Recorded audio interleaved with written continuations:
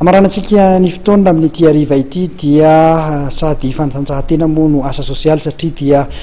nisy ny fanentanana goavana ho fanampiana ireo trabona sy iarany kere any Antsimo ka dia nisany nandray anjara tamin'izany ihany koa ny mpanao fanatanjahantena ny Team Bertin izay nitondra ny anjara birikiny tetsy amin'ny tranombokim-pirenena omaly asabotsy fitinina aminao anatin'ny fanadihadiana ity ny zava-nisy teny antoerana.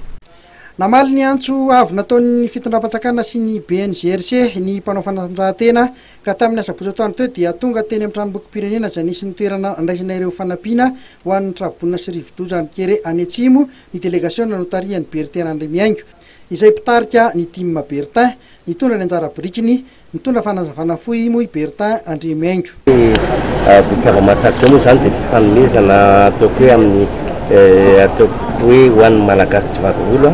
dia mahatsiaro tena ny tenana hoe malagasy iray malagasy reny dia sehatra anankiray zany zao anehoana ary ampisehoana ny malagasy rehetra izay aletanana ny tsirairay avy mihitsy mba hanotolo-tanana amin'ny zavatra toy izao satria mpiava mahatratra moa zao resantsika izao eto ny tenako mipetraka amin'ny mampanao fanatanjahantena ny tenako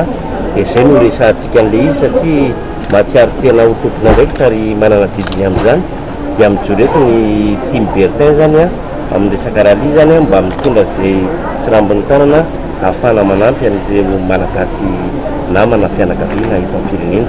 ka izay zavatra izay no tenenky marobe ny tokony hanao toy izao mba atoko hoe lasa sangisangy izy raha mba izay mpifaninana amin'ny rally rehetrarehetra ireo moa mba manao fifaninanana ihany koa manao tompon-tanana toy izao maninona moa ho an'ny rally zany dia izay no tenenky enganeka mba ho fanentanana natao dia tsika mianakavy niara azo izay fa raisiko sangisangy le izy hoe mba samy hanao rally aty amin'ny téléthon daholo koa ny malagasy rehetra na ho anao amin'ny mpanao fanatanjahantena indrindrindreza dia izay no tenenky mijoroko eto mampanao fanatanjahantena ny tena. Nanentana ny mpanao fanatanjahantena tsy akanavaka moa i Bertin Andrimiaingo handray anjara amin'izao hetsika vokiava mahatratra izao ary nanaovany sariteny manao hoe maty idera tokoa raha mba amin'ny asa soa toy izao no hanaovana rally.